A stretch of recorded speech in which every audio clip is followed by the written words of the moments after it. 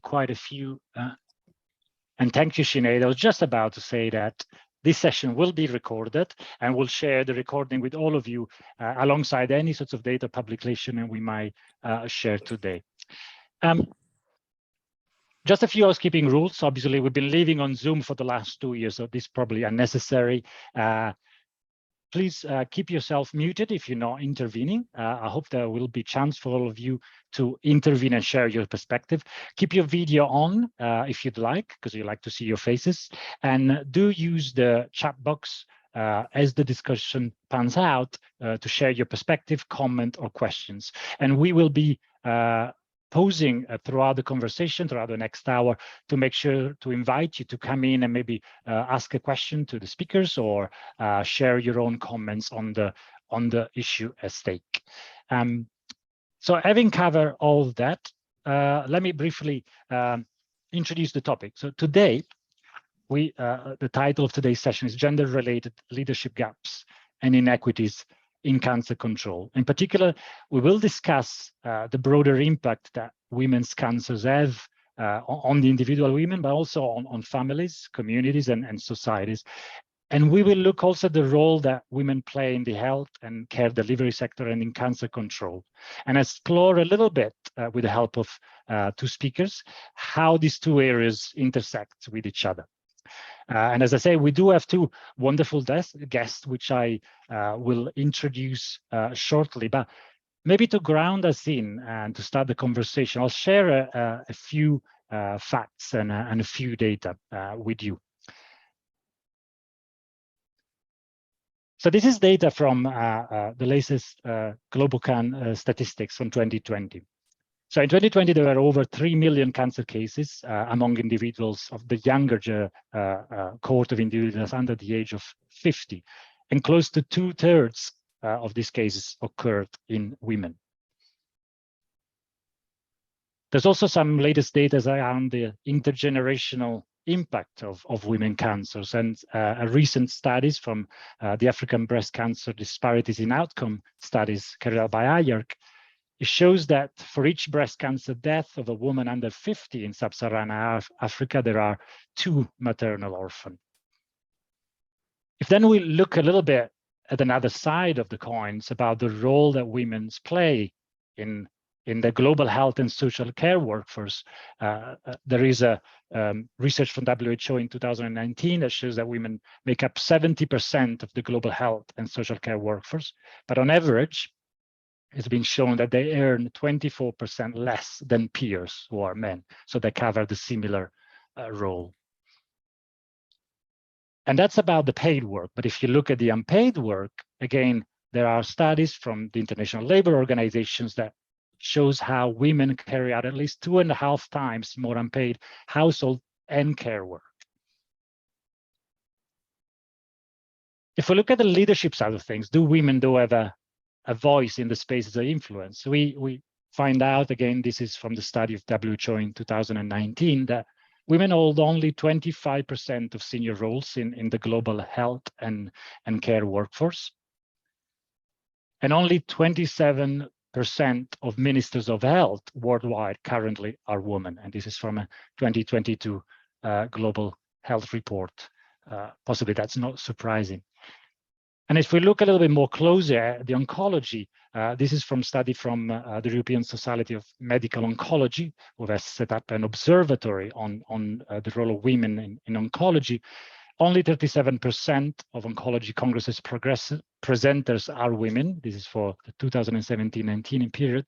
And only 36% of board members in oncology societies are women. And although this is up from previous studies, it's still much less than 50%. And I stopped sharing there. And so what we'll try to do today, we'll try to do a little bit to explore this data, initially with two fantastic guests that we have today. I'll introduce them finally. So today we have Miriam Muteby. She's a consultant breast surgical oncologist and assistant professor in surgery at the Aga Khan University Hospital in Kenya. She's also the president-elect of the African Organization for Research and Training in Cancer, and she's a board member at the Union for International Cancer Control. And we also have Chemtai Mungo today with us. She's an assistant professor of obstetrics and gynecology at the University of North Carolina in USA. And is also a current member of the Young Leader of the UICC Young Leaders Cohort. Welcome to both of you today. Thank you. Thank you. So to get us started, I just showed those facts. Maybe we'll start a little bit with you, Miriam. So we are very much aware about the impact that cancer has on individuals' lives, but looking at the bigger pictures from your experience as a breast cancer, breast surgical oncologist in Kenya for many years, what is the impact that women's cancer have on families, on societies and communities that you have seen? Yeah.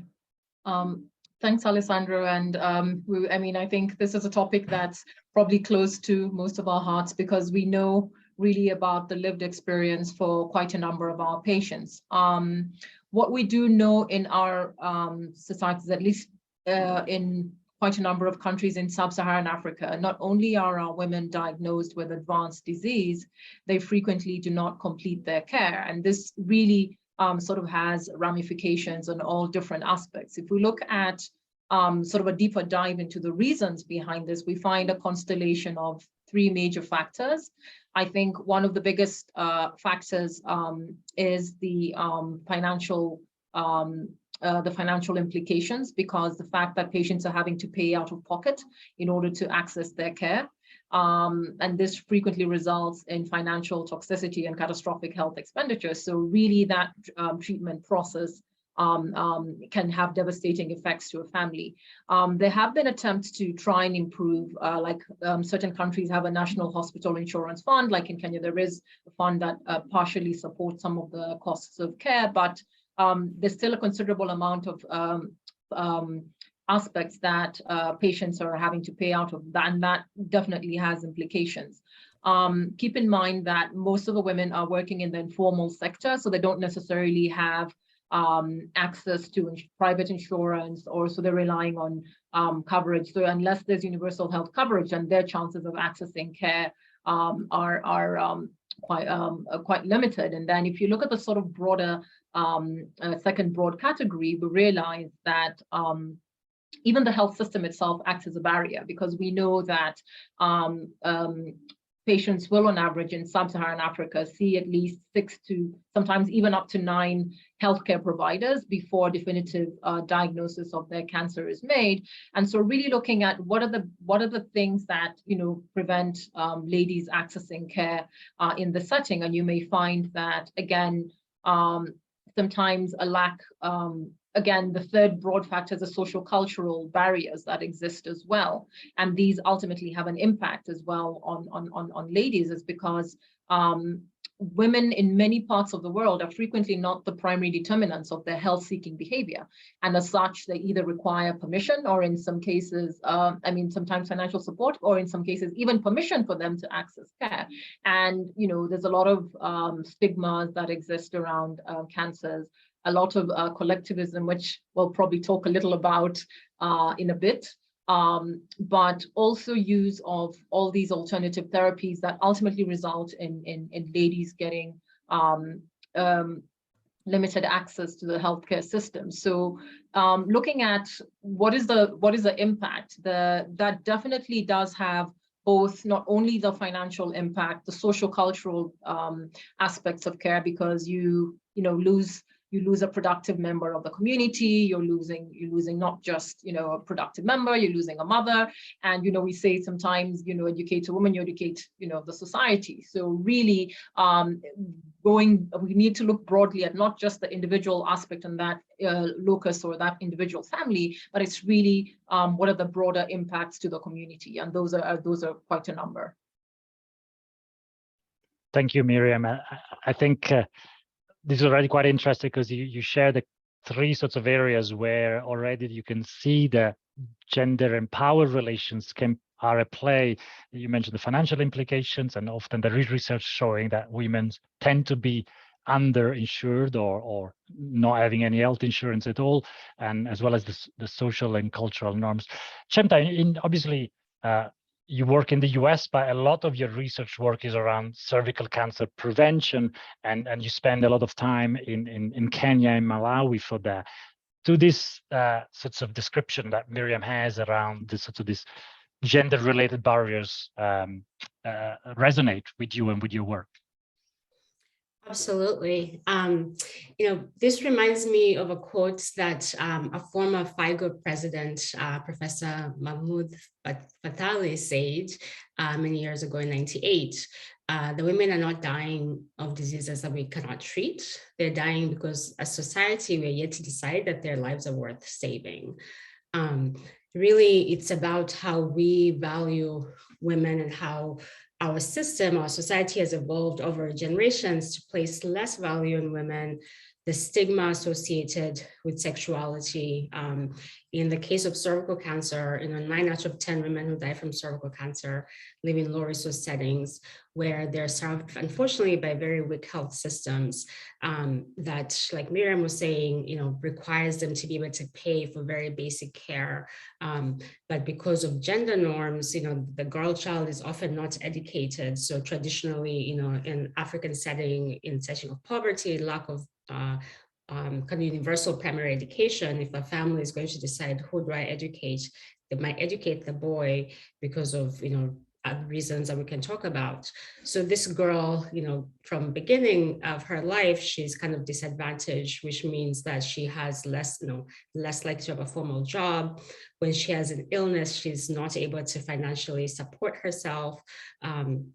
And then as society, why are we allowing women to die from a very preventable cancer like cervical cancer?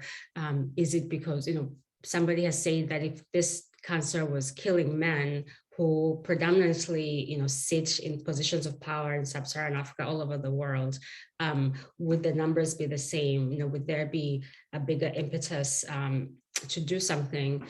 Certainly women are affected more by weak health systems because they interface with the health sector from childbearing. So when you have a weak health system, maternal mortality, women bear the brunt of it.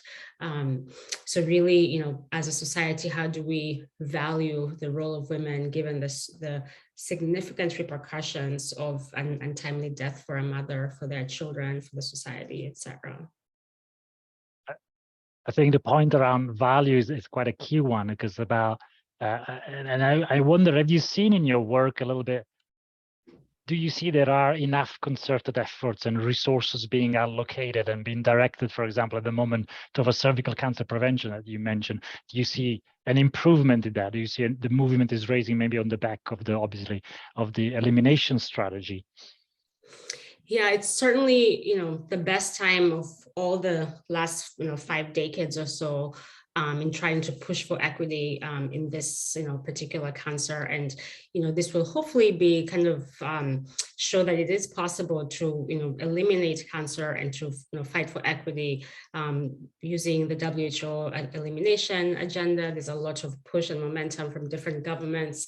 But it's definitely slow. And, most governments, in Malawi and Kenya where I work, a woman is getting services where there's only one nurse that is, has a queue of 30 people. So when our health systems are not well financed, we can't expect one nurse to be able to, care for 40 women in one morning. So there's a lot of work to be done in strengthening health systems, knowing that women disproportionately suffer from weak health systems. Thank you, Chemtai. And Miriam, back to you very quickly. You mentioned a little bit some of those barriers. Have you seen any improvement or maybe directed action to address specifically those gender-related barriers, maybe in your own experience in Kenya? Sure, but I think we probably definitely need to look at it as a sort of long game, as it were, because again, in terms of looking at gender-specific norms, you still want to try and address what are the key areas that cause barriers. If you're looking at, for instance, social cultural barriers, that's something that might almost take a generational shift. But I would say, I would say, thanks to the local grassroots advocacy, we've definitely seen a lot of awareness, increasing awareness. And I would say, and Chemtai can probably bear witness to this, is just even over a period of 10 years, we're starting to pick up more and more patients, with getting diagnosed with earlier cancers, just because they're getting up on social media, they're maybe listening to the radio and knowing I need to go in and I think we've become more open as a community in the sense that we're actually able to talk about it. 10 years ago, if you looked at the most African obituaries, it was long illness, short illness, right? Now we're actually getting to the stage where we're actually saying somebody had a cancer. And again, it's also not just the, I think there's a really powerful tool in the advocacy where patients are able to come out and talk openly about their disease. And these testimonials, I mean, we can talk until, midnight about, early cancers are treatable, but unless you have those testimonials, which I'm happy to say, we're definitely seeing more and more grassroots involvement, we're definitely starting to shift narratives, but I think there's still a lot of misinformation. And as you said, as Chemtai was saying, it really comes down to your worth, because we always say sometimes telling a woman in sub-Saharan Africa you have cancer, it's not just you have a cancer, it's you could lose your family, because some people go home and say, hi, I have a cancer, you're told, honey, there's a door, because some people have actually had family disintegration. Our research has shown family disintegration around a diagnosis of breast cancer, for instance, because somebody says, you're half the woman you were up before your mastectomy. Looking at things like you're losing your source of financial support. So all these different parameters and perceptions around how we value women in the community are definitely going to take a much longer period to try and shift, but I think we're starting to see that. Of course, from the policy and health systems perspective, I would say, at least definitely in sub-Saharan Africa, I think there's been a concerted effort in terms of trying to improve cancer delivery. We're definitely not there yet, but we've definitely seen an increase in the number of cancer control plans across sub-Saharan Africa. We're definitely seeing a lot more interest in ensuring that there is not just pretty documents, but how we're implementing these cancer control plans. So there has been a concerted effort, I would say, at least in Kenya, in one, decentralizing cancer services. So you notice that we've had the development of regional centers trying to bring care closer to people. So you're not having somebody traveling maybe 400 kilometers in order to access radiotherapy services, but trying to figure out how do we bring them closer to the people. And then also trying to slowly expand the workforce. Of course, these are strategies that will definitely take a long time, but I think I'm pleased to note that there's definitely been a shift in the right direction as far as that's concerned. Thank you very much. I do like to link up this conversation up with the how does it intersect with the role of women or the lack of role of women and certain role in the broader workforce. But and thanks for Chemtai for prompting me. I also, this is a dialogue, so now taking a little pause and maybe looking around the room to see if anybody wants to share a little bit their perspective around this first area that we discussed around the sorts of the gender-related barriers that women might face in accessing care, but also maybe some of the solutions that in your own settings might have put into place. Jyoti, is that, do you want to come in? Is that sure? Perfect. Come in, Jyoti. Please introduce yourself and then let us know. Sure. So I'm Jyoti Bajpai. I'm a professor in medical oncology at Tata Memorial Cancer Center, and my areas of interest is breast cancer and rare cancers like sarcoma, melanoma, skin cancers. Previously, I used to see gynec cancers as well, but because of the load now, we are limited to 2 DMGs. So great points, and very relevant in the real world, and I really echo that these are the real problems, because the gender issue is not only in oncology as a one thing, it is rampant in the society. And for years and centuries, there are cultural taboos existing. They are different in different regions. Developed countries, they are somewhat less challenging, but in developing world, or underdeveloped world, they are much more prominent. So if I work in tertiary care center in city of Mumbai in India, so we see different kind of patients. If I see a very educated lady from Mumbai per se who is well educated and working well, it's an entirely different scenario. But we see patients which are large majority from remote India interior parts, and as you guys are mentioning, and large time they keep neglecting themselves. I see breast, and I see in today's era as well, when we talk about antibody drug conjugates or very fancy drugs, new developments, then the woman, she's having a mass sitting on her for a year, and she's not able to communicate in the family because of the fear of abandonment, which is a real thing. So those are the real issues, and there are a lot of discrepancy in different parts of the societies in one country, one region, one state, and one city as well.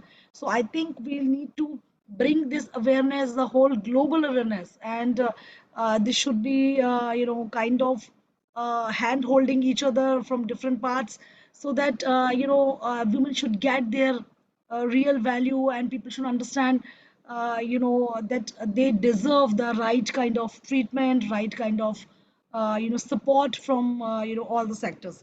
I think role of NGOs and treating people, policymakers is extremely important, and I think UICC is having of a big say and role, because it's an umbrella wherein a lot of new things can be initiated and supported. Thank you, Jyoti. Thank you for the intervention. And I know also you're doing quite a lot of work around the role of women in leadership in oncology. So maybe something that we can you can share later when we touch more around there. Absolutely. So maybe let's shift gear a little bit and look at the other sorts of facets of the other face of the coin, so to speak. So the role of women in the health and care workforce globally. So we've seen some of the data we've shown, the fact that women make up 70% of the health and care workforce, but only 25% of the leadership roles. But also there is the role that women played in unpaid work. And there is research that is estimated that women as caregivers contribute up to $3 trillion globally in uncompensated healthcare annually. So this is a huge amount, but again, show the sorts of how much women put into the healthcare system, either as deliverer carer or as unpaid carer. So how do we, and I think I like to read out a passage from a recent article I read on Think Global Health, which I think summarizes it quite well, a bit the role of women, how much they put in. This is from a member of the World Health Organization Council of the Economics of Health for All. And it says that unpaid care work fills in the gaps where there is a lack of financed healthcare. The resilience of the underfunded healthcare system relies on unpaid work provided by women, while the GDP paradigm extracts unpaid labor by women in order to cut costs and achieve a much wider coverage of healthcare. So when we look at the role of women in the delivery of healthcare, it's their contribution really enables the healthcare to reach what is reaching right now. So the issue that you raised, Chemtai, about valuing the input of women and making sure they get out of the healthcare system at least what they put in, is a really key one. So my question is, how do we start addressing these imbalances in the role of women in the workforce? These are a huge question, and maybe the most specific question is, starting with you, Miriam, do you see this reflected in the cancer control spaces, these sorts of global health statistics?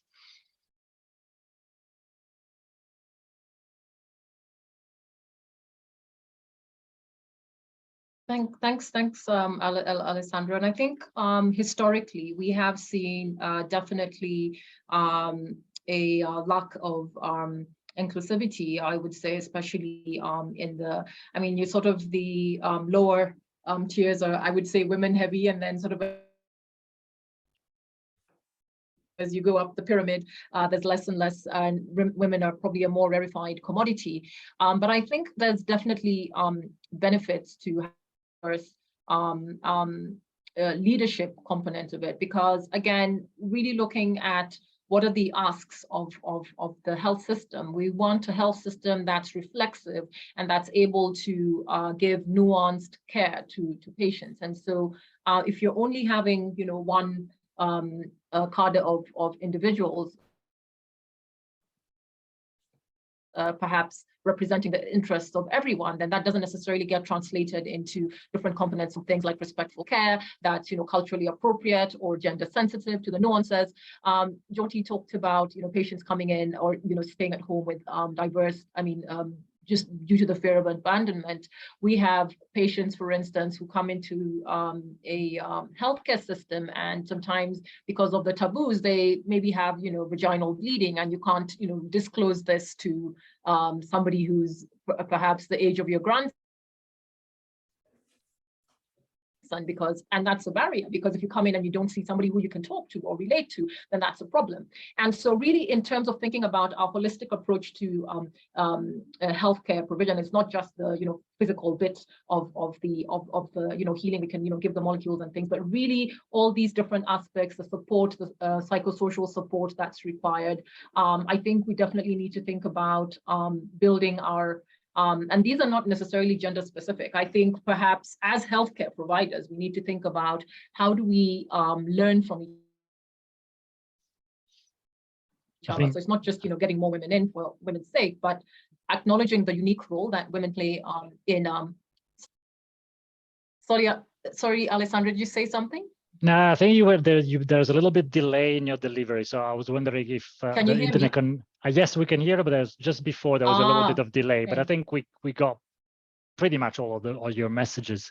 I see Carol as a raise hand, but before I just want to get a chance to Chemtai to respond to the initial question about if you see this sort of this underrepresentation, how do you see this impacting in the work you do around cervical cancer in sub-Saharan Africa at the moment?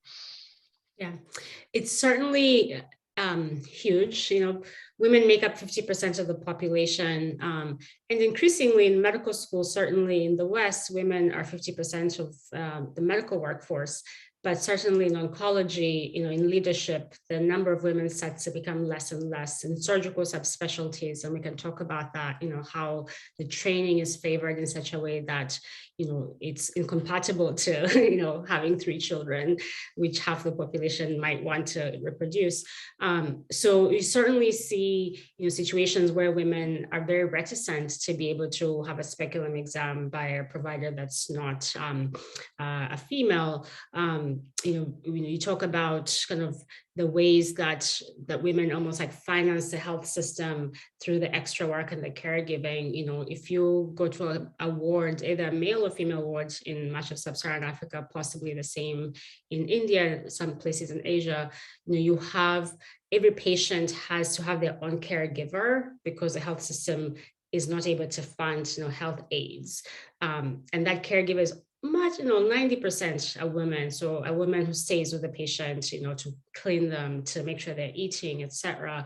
Which in the US setting, my patients here, they're able to get their caregiving built into the workforce. So, a female member of the family doesn't have to stop working to be in the hospital for 2-3 weeks.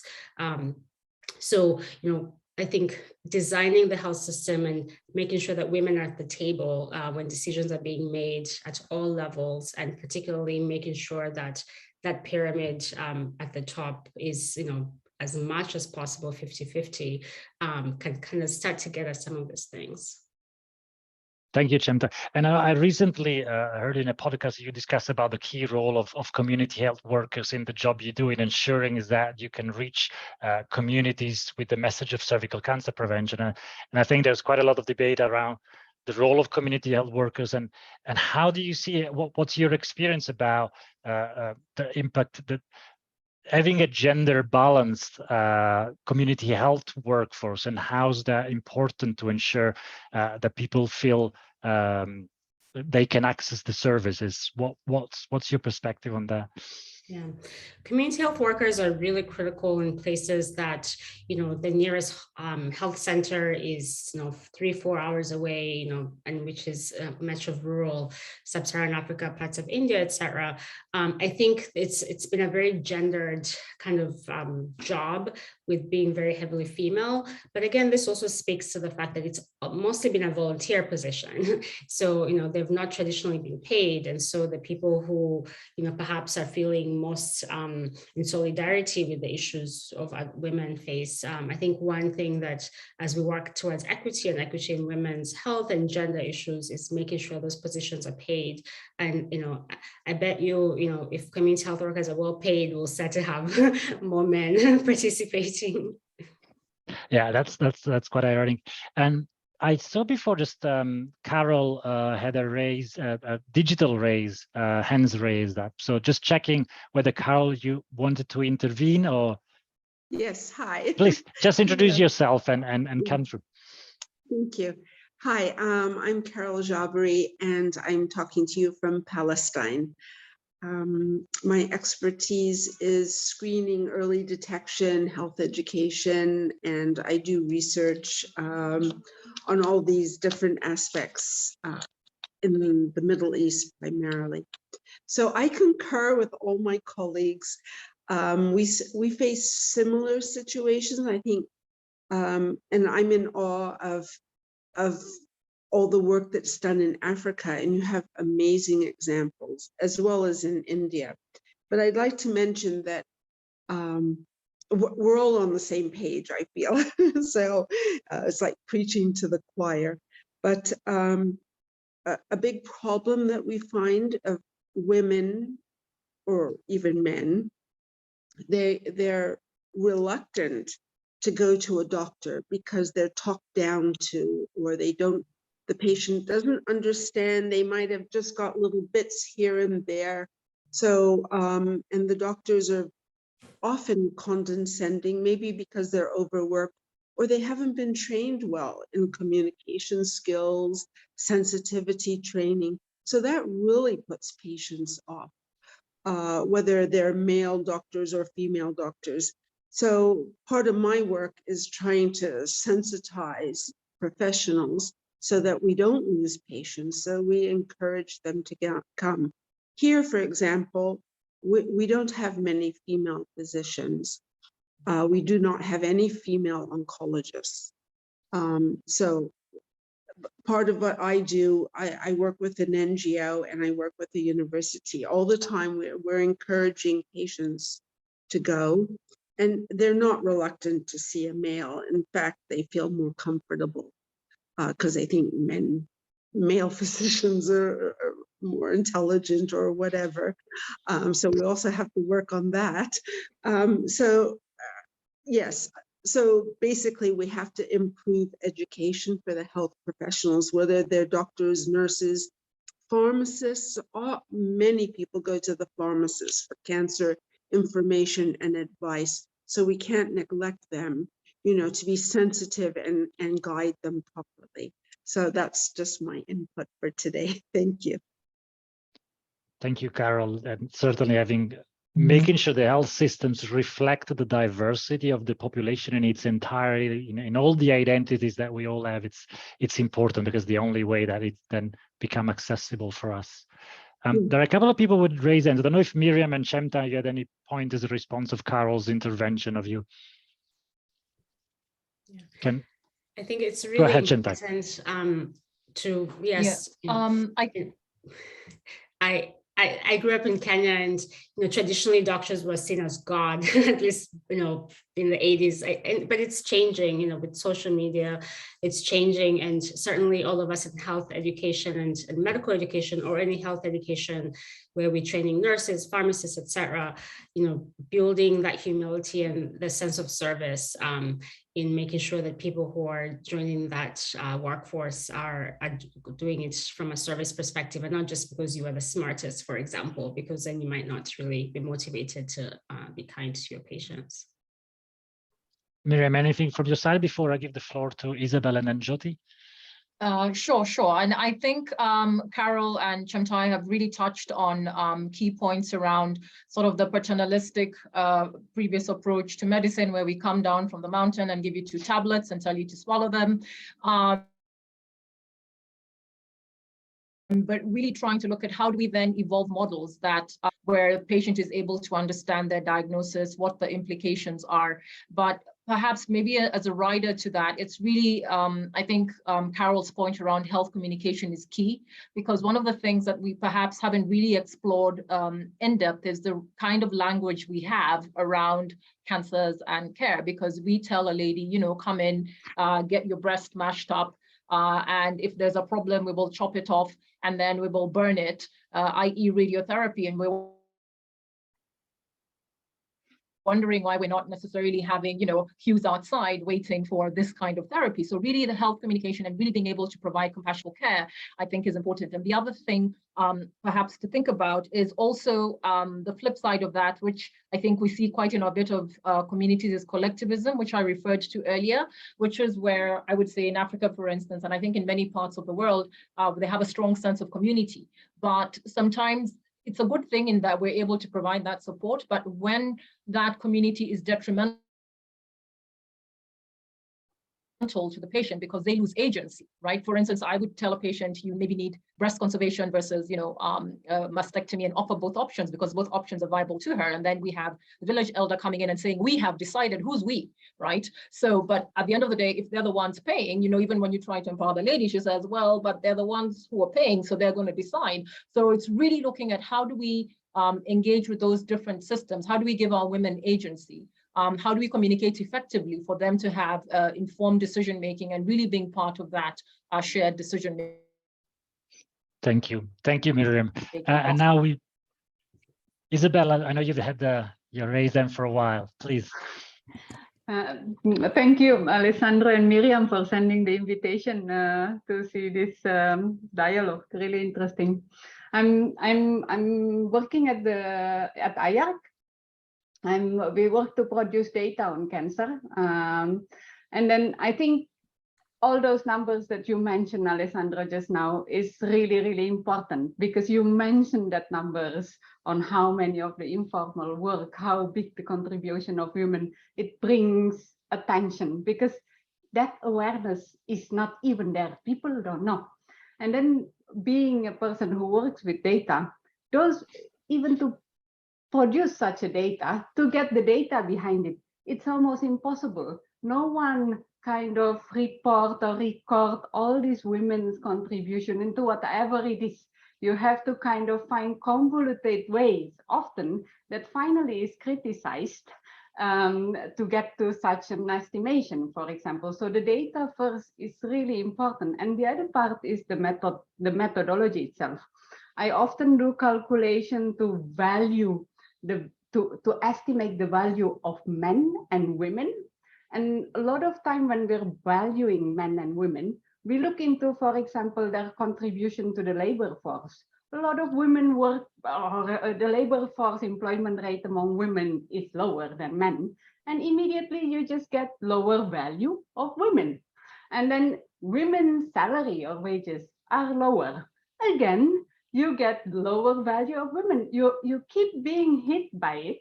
And then at the end, even for the scientists who are reporting it, we are kind of so stuck with this methodological aspect. So finding methodology as well that bring forward the value of women in a better way is also needed. Otherwise, then yeah, you have the data and then you have the wrong methods. You'll never get there. Thank you, Isabel. And in calculating that value, we haven't even touched on issues like pregnancy, childbirth, and breastfeeding that women do. And that's all caring and ensuring their humans are healthy as they grow up. So that would be even bigger. Jyoti, please, and then Cremelda, and then we'll. So thank you, Alessandro, and very interesting, and the discussion points which are echoing my sentiments and the facts. So we all know that women they constitute more than 50% of the medical medical people when they enter into graduate schools, but as the chance of rising the ladder, they keep dropping off, and by the time they become full professor or head or managing some teams, directors, there are very, very few women all across. And this is the story in developed world. This is the story much more prominent in developing and underdeveloped world. So I think these policy makers are in majority not, there are very few women at that stage. So I think that needs to be really changed, because uh, from there the decision making tree begins. So women needs to have that kind of authority, and talent is not rare. There is there is enough talent and women all across, but there is a need to identify that, there is a need to give support. This is very rampant that if a man is successful, it is usually called, oh, he's a skillful. But if a woman, if she is successful, it is called, oh, she's lucky. So that is the normal perception and a stereotyping. This is not really true. And majority of the time, a woman, to rise the ladder and to really prove a point, she needs to prove or validate herself much more than a man. So these are the things, these are the stereotyping in the societies, in the even in the educated class, in the so-called people who are looking fair, but they are also carrying subconscious biases. So women needs to all the time handle the conscious biases. One much more important, in my opinion, is subconscious and unconscious biases. So there is a stereotyping that men are born leaders while women are the homemaker. And if that is not really gelling well, then it's different connotations. So I think we need to educate societies, our own children, right from the very beginning, that need to accept the wide horizon, women in a leadership role, and hand holding. So the few women who reach a power position, they need to support each other. They need to handle across the geographical boundaries, across the cultural boundaries, and then only we can actually, take this momentum forward and get the proper recognition. Thank you, Judy. And I do want to find some time to look a little bit at solutions, probably possibly not of the societal problem, or maybe what we can do right now, but just a final intervention from Elda, and then we'll get back to our guest speakers. Oh, thank you. Thank you, Alexandria. Thank you to our wonderful speakers. Thank you for a job well done. There is, of course, a disproportionate gap amongst women. And I'm talking now from the perspective of the West of Africa, Sierra Leone, wherein we only have two, one medical oncologist, one surgical oncologist, right?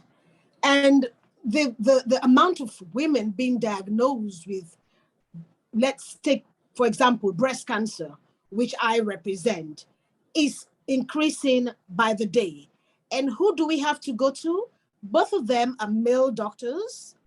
And sometimes, one of the speakers mentioned, sometimes women just find it hard to go and explain to the male doctor exactly what is going on, because they do not get the proper reception that they think they need, as opposed to coming to us, women running an organization, and explaining to us. And then we go to the doctor, do like the patient liaison with our office and the doctor, and go and speak with the doctor about some of their frights, because they'll be like, he's not nice to me.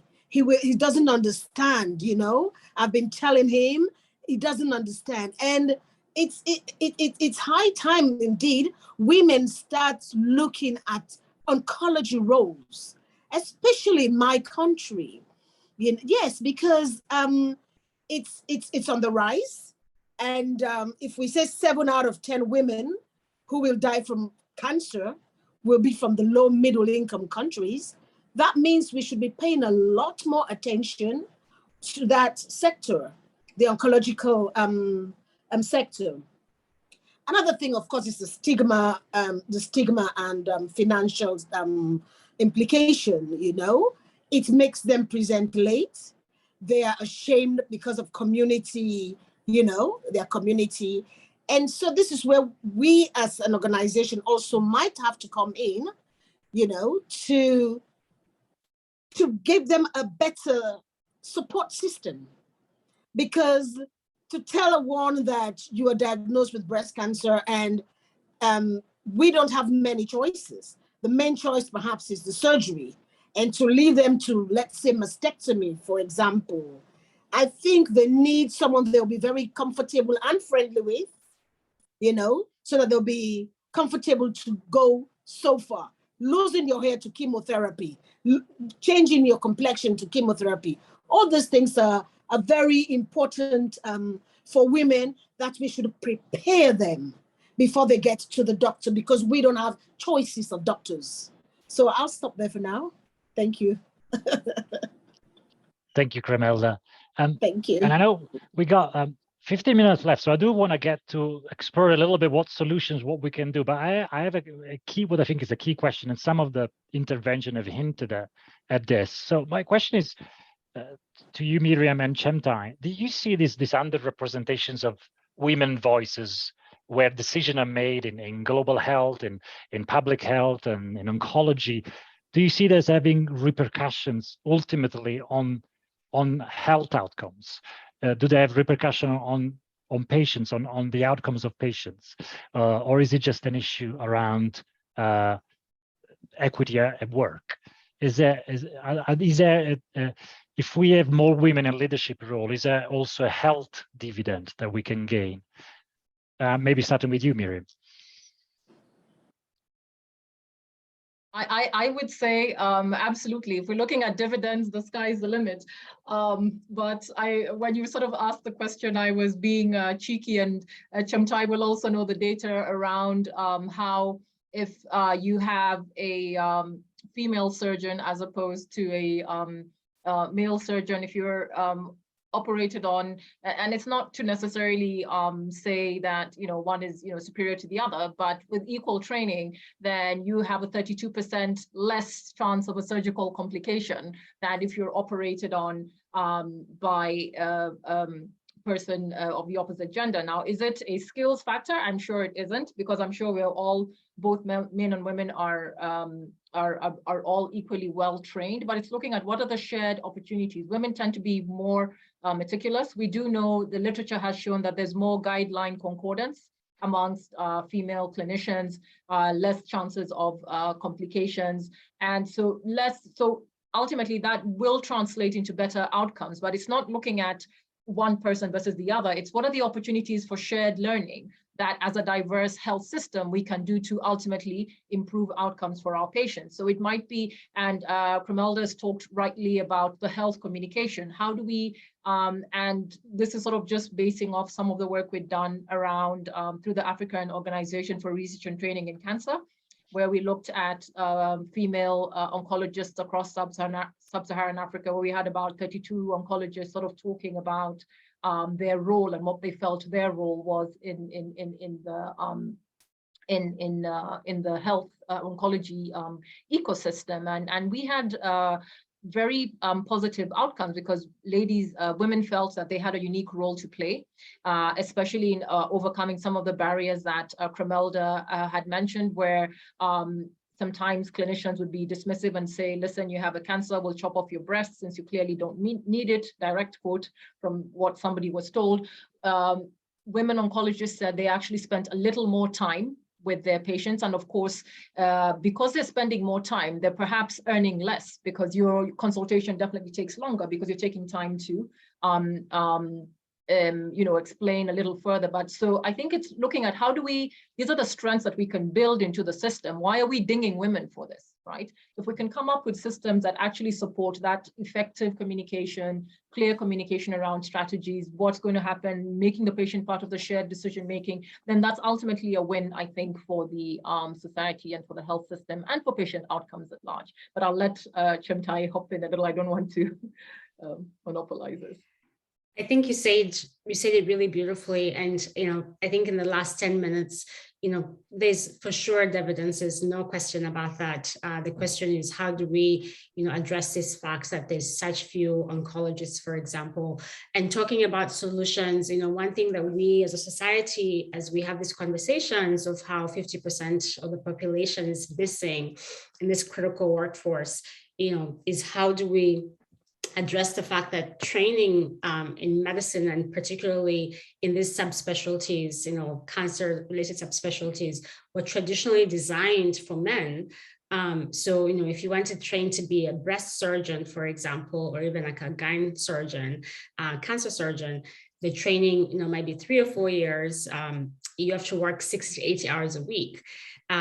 And there's no opportunity. So if and these are usually the prime time of your years. So if you're a woman, you're often, 25 to 35 when you're doing this training.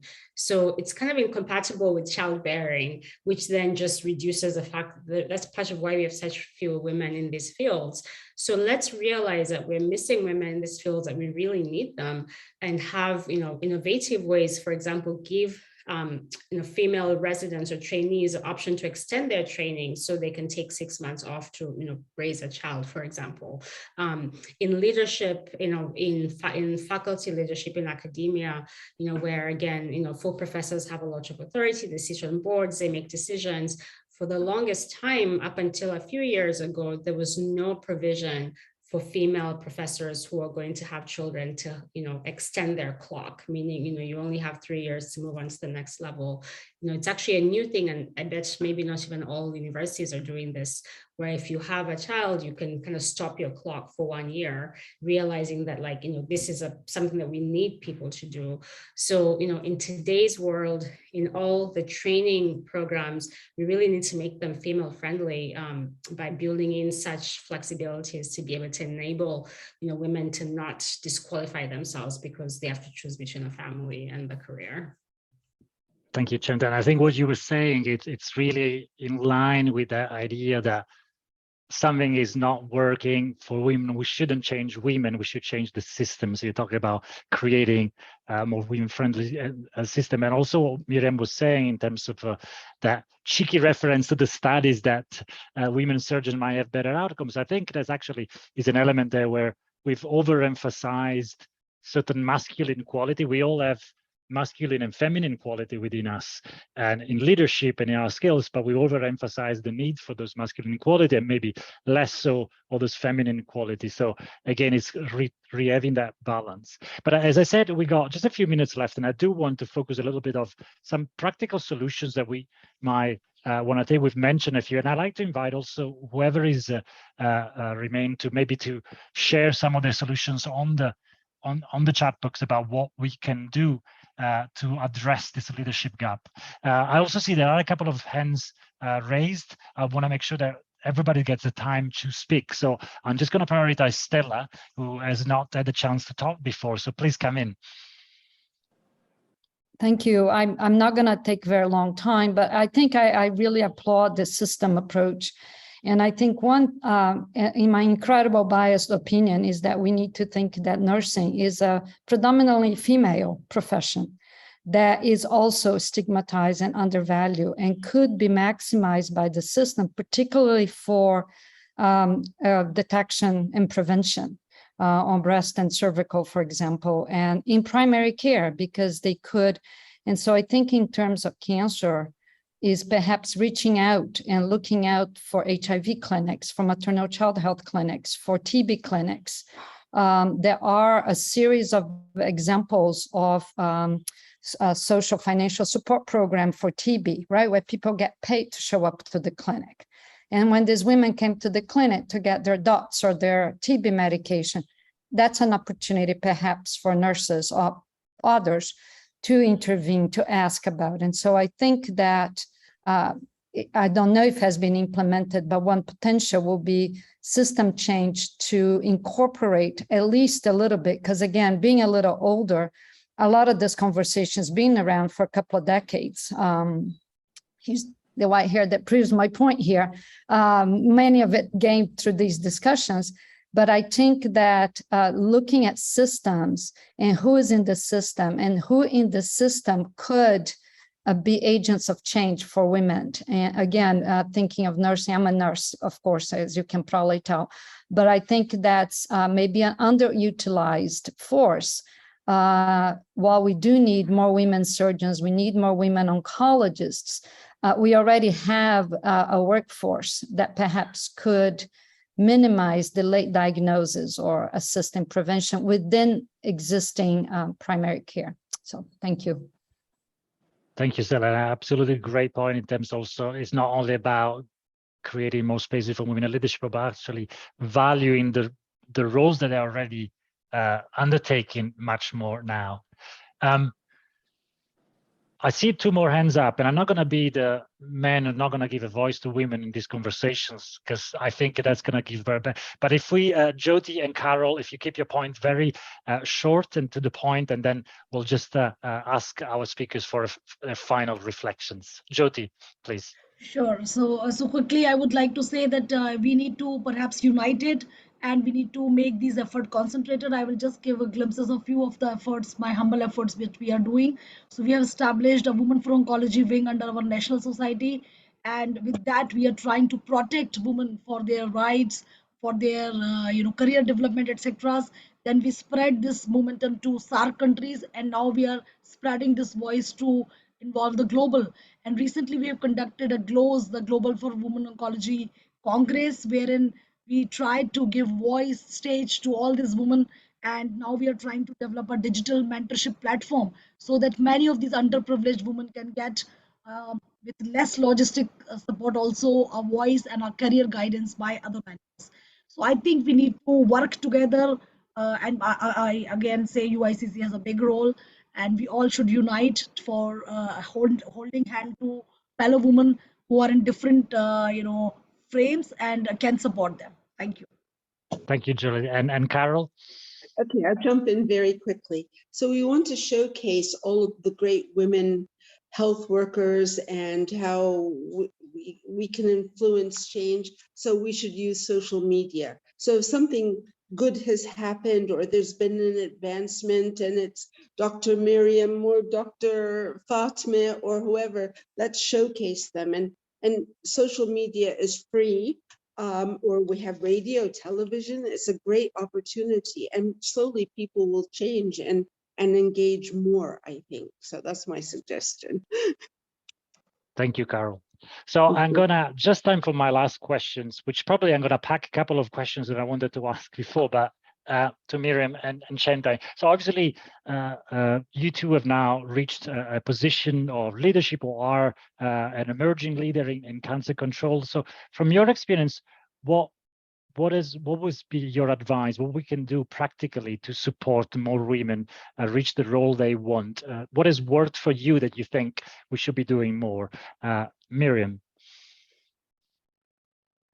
Thanks. I think there have been excellent points made and about really, Carol is saying, amplifying women in the society and really using innovative strategies to do this. I think allyship and mentorship is critical. I mean, it's mentorship in order to support anyone who succeeded in life has probably had a really good mentor or mentors or sponsors who are able to speak for you when you're not in the room. But really, there's a lot of allyship that's required. It's not just in sort of viewing it not as a women's problem, it's a systems problem. And how do we work together in order to effect change? I think those are the key aspects that really will go a long way towards us pushing the needle a little further.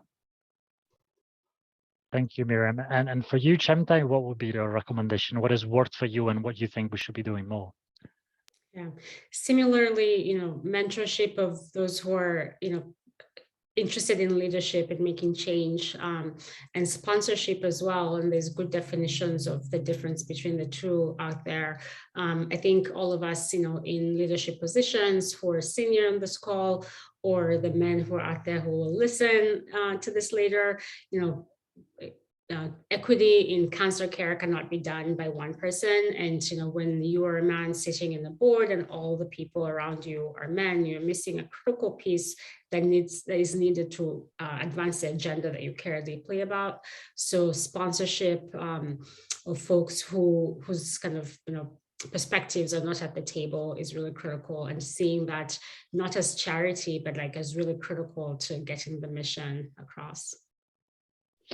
Thank you, Chemtai. And on those points, I think we can close exactly at the hour. I'd like to thank Miriam and Chemtai for joining today and sharing their perspective, and everybody who's participated, listening, or pitching in with their views. I think it was, for me, a very interesting also to research a little bit of the data, as Isabel said. And Miriam, you raised them. So you want to say a final point on this? It's just a quick plug-in Absolutely. to the Lancet Commission for Women and Cancer, which is coming out soon, that addresses quite a number of these issues.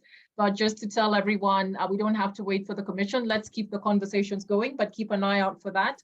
And let's see how we can all help to amplify the efforts. Thank you. Thank you, Miriam. And with that, we will share the recording alongside many resources that we shared here. And hopefully that conversation, as Miriam said, will continue and we'll build a little bit of momentum. Thanks, everybody. And have a good rest of the day and of the evening. Thank you. Thank you very much. Can we have a digital picture, Alexander? Oh, absolutely. Let's have a digital picture. That will be a good memory. I have a gallery view, and I think I'm pressing print screen, and if everybody who's left can switch on their camera, their videos, that'll be nice, as many as they can. I'm just giving a couple of seconds.